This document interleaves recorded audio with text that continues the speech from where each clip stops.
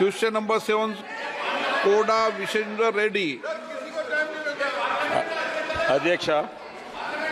అధ్యక్ష ఈ అవకాశం ఇచ్చినందుకు ధన్యవాదాలు. ఇది మా తాండూర్ బషీరాబాద్ సంబంధించిన రైల్వేలకు సంబంధించిన విషయము. ఇది ఒక ముఖ్యమైన విషయము. ఇది చాలా అర్జెంట్ విషయము. అధ్యక్ష, రైళ్ళు అంటే మనకు ఒక ప్రయాణం చేసే విధానము, నాకు కూడా అదే. కానీ మా బషీరాబాద్ ప్రజలకు రైళ్ళు అంటే ఒక విద్య, స్కూళ్ళకు పోతారు అధ్యక్ష. రైళ్ళు అంటే ఉద్యోగం చేసేందుకు వికారాబాద్, తాండూర్ మరి హైదరాబాద్కు రైళ్లలో పోతారు. ఆపద వచ్చినా కూడా రైళ్ళు అంటే హాస్పిటల్, ఏమైనా ఆపద వచ్చినా హాస్పిటల్.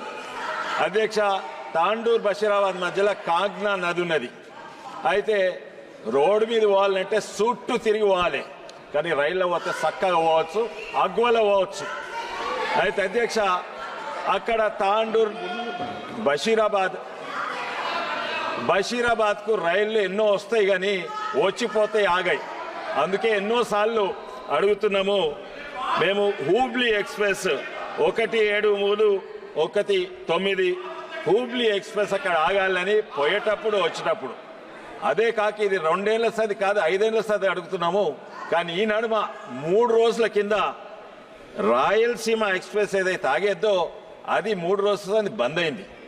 నిజంగానే ఉన్నది లేదు, మళ్ళా ఇంతకుముందు అడిగింది కూడా రాలేదు. అధ్యక్ష, ఇది చాలా ముఖ్యమైన విషయము. ఈ రైల్వే మంత్రి గారి దృష్టికి తేదలుచుకున్నాము. మా తాండూర్ ప్రజలు ఇది చేస్తే రైల్వే మంత్రులకు కృతజ్ఞంగా ఉంటాం. మా తాండూర్ బషీరాబాద్ ప్రజలు మరోసారి అవకాశం ఇచ్చేందుకు ధన్యవాదాలు.